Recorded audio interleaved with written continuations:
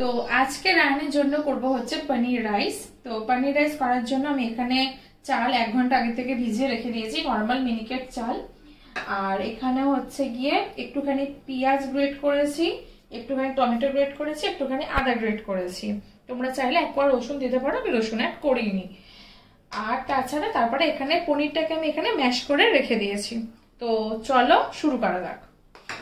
এবার প্রেসারে দিয়ে দেবো হচ্ছে একটুখানি সর্ষের তেল। আমি ওর খাবারে সর্ষের তেলই অ্যাড করি, বাচ্চাদের খাবারে সর্ষের তেল অ্যাড করাই ভালো। তোমরা চাইলে বাটার অ্যাড করতে পারো বা ঘি অ্যাড করতে পারো।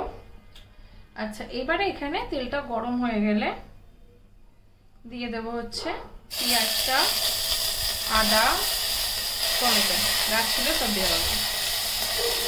এবার গ্যাসের ফ্লেমটাকে একটু আস্তে করে ভালো করে নাড়িয়ে নেবো।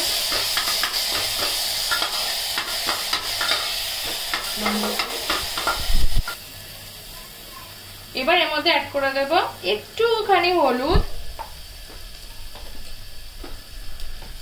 হলুদ ছাড়া কিছু দেব না। আর এর মধ্যে এবারে পনির গুলো অ্যাড করে দেবো।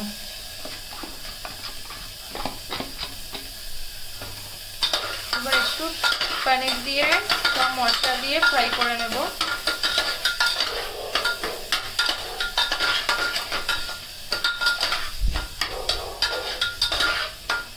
একটু গ্যাসের ফ্লেমটাকে বাড়িয়ে ফ্রাই করব।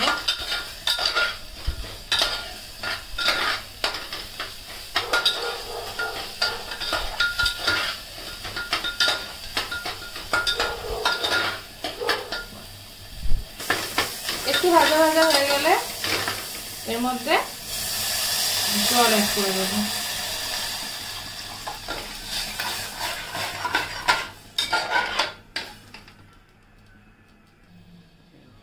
যে চালটা ধুয়ে ভিজিয়ে রেখেছিলাম সেই চালটা অ্যাড করে দেবো।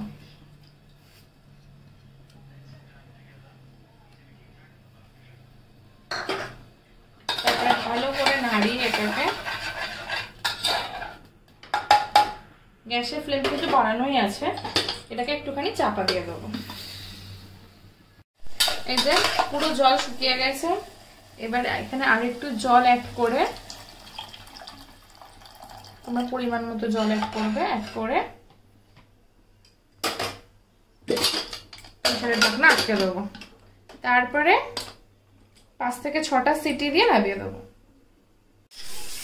প্রায় 7-8টা সিটি পড়ে গেছে। এবার আমি গ্যাসটাকে অফ করে দেবো।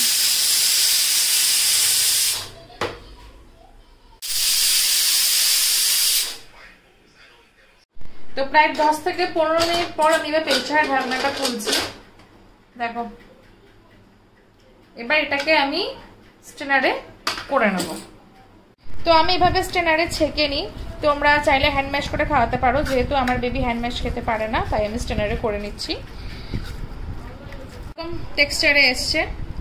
তোমরা চাইলে হ্যান্ড ম্যাশ করতে পারো, তোমাদের বেবি যেটা সুবিধা তোমরা সেটা করে খাওয়াবে। আর আমাদের এরকম টেক্সচারে এসছে, এবার এটাকে খাইয়ে দেবো।